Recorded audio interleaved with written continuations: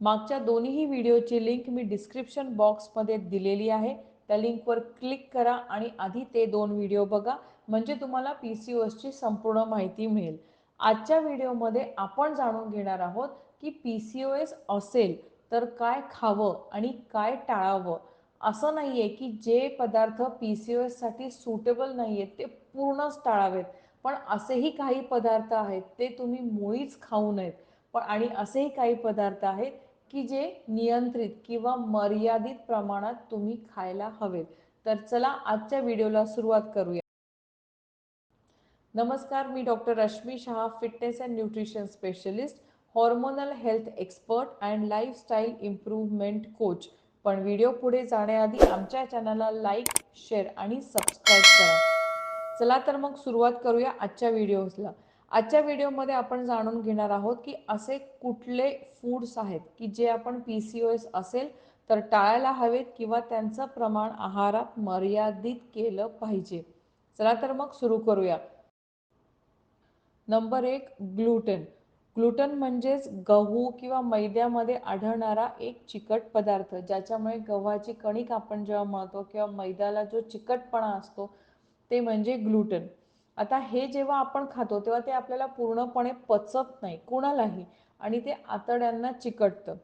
तुम्ही जेव्हा मैद्यापासून बनवलेले पदार्थ खाता, म्हणजेच bread, pizza, pasta, biscuits, noodles, bakery items, या सगळ्यामुळे तुमची रक्तातली शरीरातली साखर जास्त वाढते, म्हणजेच ग्लायसेमिक इंडेक्स खूप जास्त वाढते.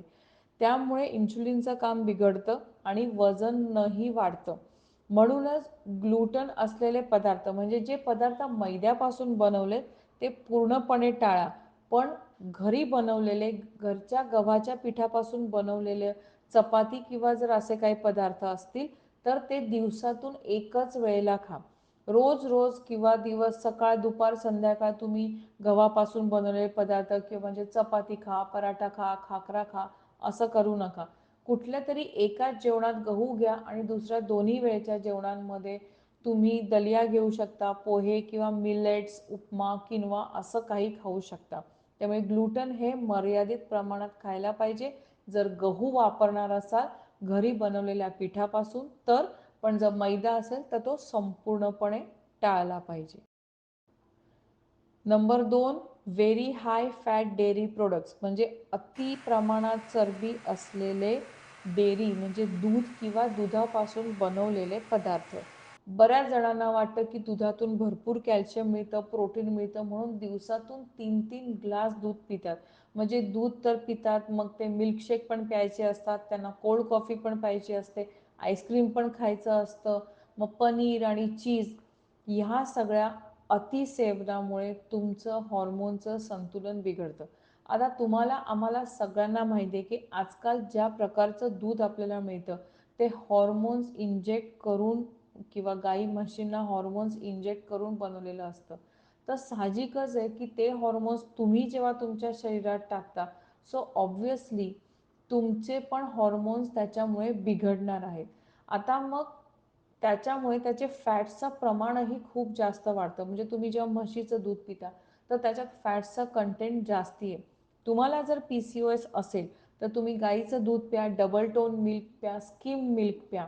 आणि जर तुम्हाला पनीर आणि चीज वापरायचं असेल तर ते लो फॅट पनीर किंवा मलाई न वापरलेलं पनीर किंवा लो फॅट चीज तुम्ही घेऊ शकता.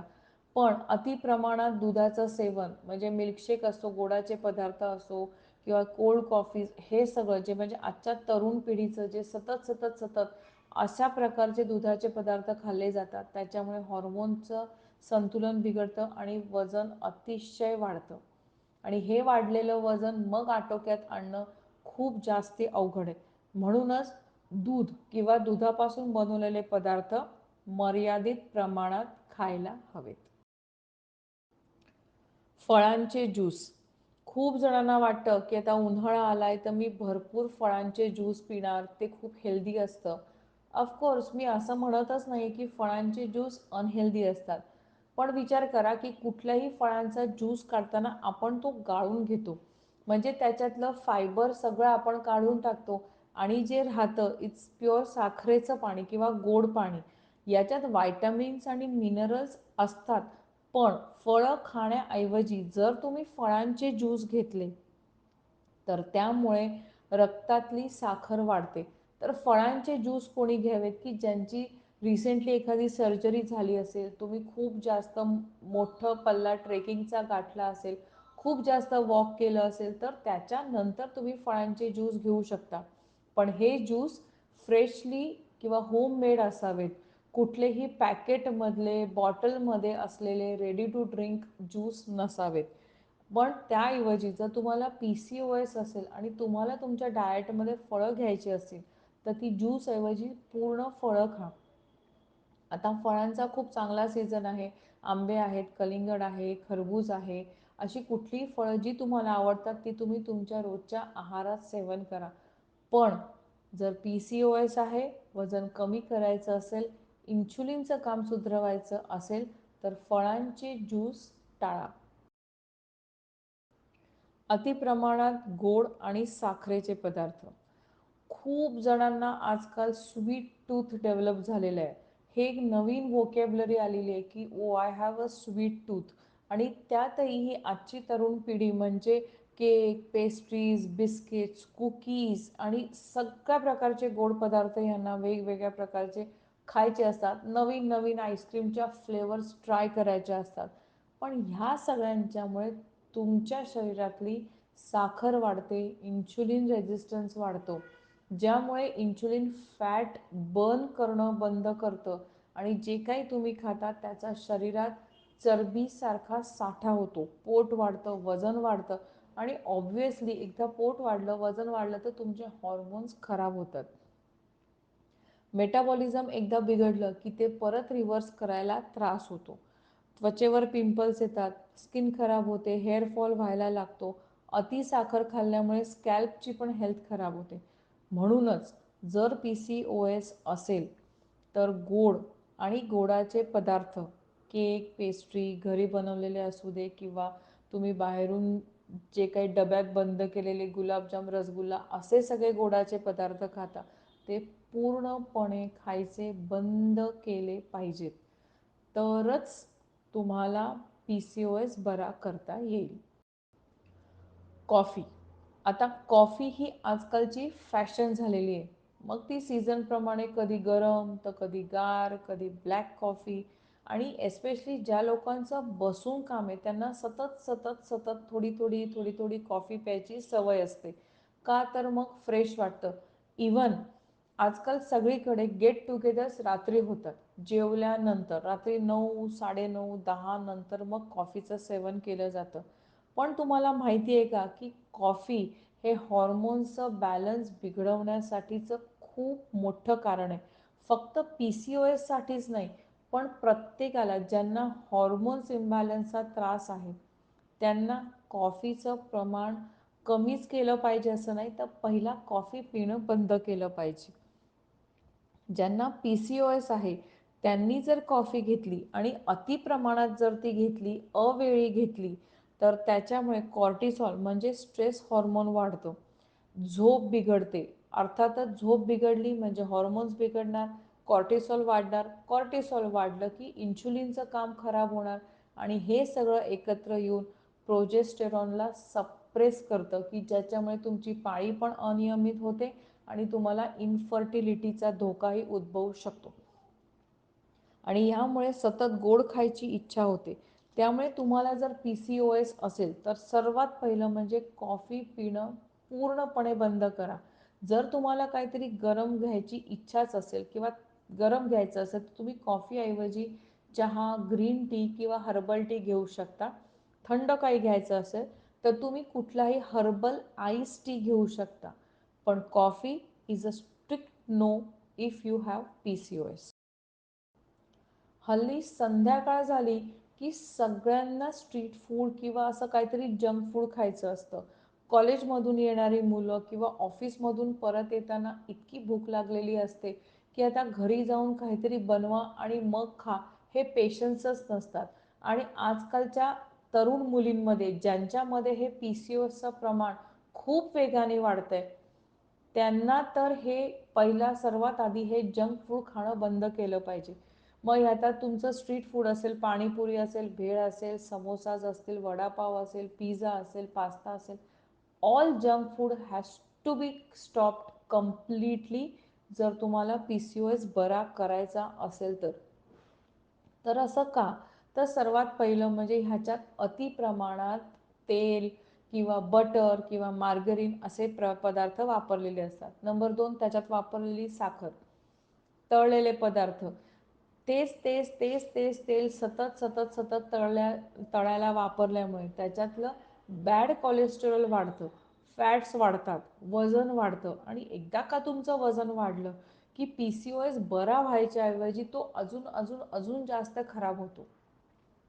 आणि तुम्ही किती दिवस मेडिसिन्स घेणार? मेडिसिन्स हा PCOSला उपाय नाहीच आहे. मेडिसिन्स हे टेम्पररी हेल्प आहे. मेडिसिन्सवर अवलंबून राहून तुम्ही PCOS बरा करू शकतच नाही. म्हणूनच जर तुमच्या मुलीला PCOS असेल किंवा जर कोणी तरुण पिढीमध्ये हा माझा व्हिडिओ बघत असाल आणि जर तुम्ही हे रोज असे संध्याकाळी तेलकट, तळलेले, रस्त्यावरचे स्ट्रीट फूड किंवा नवीन नवीन पदार्थ ट्राय करायला जात असाल तर लक्षात ठेवा की ह्याच्यामुळे तुमचा हॉर्मोनल बॅलन्स बिघडणार आहे आणि त्याच्यामुळे तुम्हाला सर्वात जास्त त्रास होणार. जर PCOSला समूळ नष्ट करायचं असेल, PCOS संपूर्णपणे बरा करायचा असेल, हॉर्मोन्सचं बॅलन्स चांगलं करायचं असेल, वजन कमी करायचं असेल, पाळी नियमित करायची असेल आणि गुड न्यूज द्यायची असेल तर हे 6 पदार्थ सर्वात आधी तुमच्या डाएटमधून, रोजच्या आहारातून वगळायलाच हवेत. या सगळ्यामुळे होईल काय? तर तुमचं वजन कमी होईल, हॉर्मोन्स बॅलन्स राहतील, स्ट्रेस कमी होईल, चिडचिडेपणा कमी होईल आणि त्यामुळे रक्तातली साखर कमी होईल किंवा त्याचं प्रमाण आटोक्यात राहील, इन्शुलिनचं कार्य सुधरेल. पण हे सगळं काटेकोरपणे कमीत कमी 6 महिने केलं पाहिजे. 1 आणि 2 दिवस हे करून याचा तुम्हाला उपयोग होणार नाही. तुम्हालाही माहिती आहे की PCOS is a lifestyle disorder. त्याच्यामुळे जीवनशैलीतील बदल हाच याला सस्टेनेबल आणि लाँग टर्म उपाय आहे. म्हणूनच जर तुमची मुलगी 20, 22, 23 या वयात मोडत असेल आणि जर तुम्ही हे सगळे सिम्पटम्स बघत असाल, तिची लाईफस्टाईल बघत असाल, तर सर्वप्रथम तिची ही लाईफस्टाईल तुम्हाला आत्ताच सुधारायला हवी. म्हणजे पुढे जाऊन लग्न झाल्यानंतर इन्फर्टिलिटीचं रिस्क तिला राहणार नाही. जर तुमच्या मुलीला PCOS असेल आणि तुम्हाला हे माहिती आहे की तिला PCOS असेल आणि तरीही तुम्ही जर त्याच्याकडे लक्ष देत नसाल तर प्लीज हा व्हिडिओ पूर्ण परत ऐका. तिच्या खाण्यापिण्याकडे लक्ष द्या, तिच्या जीवनशैलीकडे लक्ष द्या, तिला फिटनेस डेव्हलप करायला सांगा की जेणेकरून ती आता 1-2 वर्षात जेव्हा लग्न करेल तोपर्यंत तिचा हा PCOS पूर्ण बरा झालेला असेल आणि तिचं लग्नानंतरच्या आयुष्यात इन्फर्टिलिटीची रिस्क राहणार नाही. म्हणूनच या तरुण पिढीच्या सर्व मुलींच्या आयांना माझी रिक्वेस्ट आहे की प्लीज तुमच्या मुलींचे सिम्पटम्स ऑब्झर्व करा, त्यांचं वागणं, त्यांचं खाण्यापिण्याच्या सवयी, त्यांची फिटनेस लेवल, त्यांची झोपेची वेळ, हे सगळं आत्तापासून त्यांना सांगून आणि समजावून तुम्ही करेक्ट करू शकता. खूप जास्त वाढल्यानंतर त्याची ट्रीटमेंट करणं आणि ते रिव्हर्स करणं ही अवघड होतं. सुरुवातच असेल तर आत्ताच आपण ह्या सगळ्या गोष्टी बऱ्या करू शकतो. फॉर मोर डिटेल्स तुम्ही आमच्या ह्या नंबरवर कॉन्टॅक्ट करू शकता जिथे आम्ही PCOS आणि हॉर्मोनल इम्बॅलन्सेससाठी पर्सनल कन्सल्टिंग घेतो, एस्पेशली टीनेजर्स मुलींचं. ह्या आणि अशाच सायंटिफिकली अप्रूव्ह आणि मेडिकली ऑथेंटिक माहितीसाठी आमच्या चॅनलला लाईक, शेअर आणि सबस्क्राईब करा. मस्त रहा, मजेत रहा. पुढच्या व्हिडिओमध्ये आपण बघूया PCOSचा डाएट चार्ट डिटेलमध्ये की ज्याच्याने तुमचं महिन्यातून 3 ते 5 किलो वजन कमी होणार आहे. Stay tune for my next video. Thank you for watching.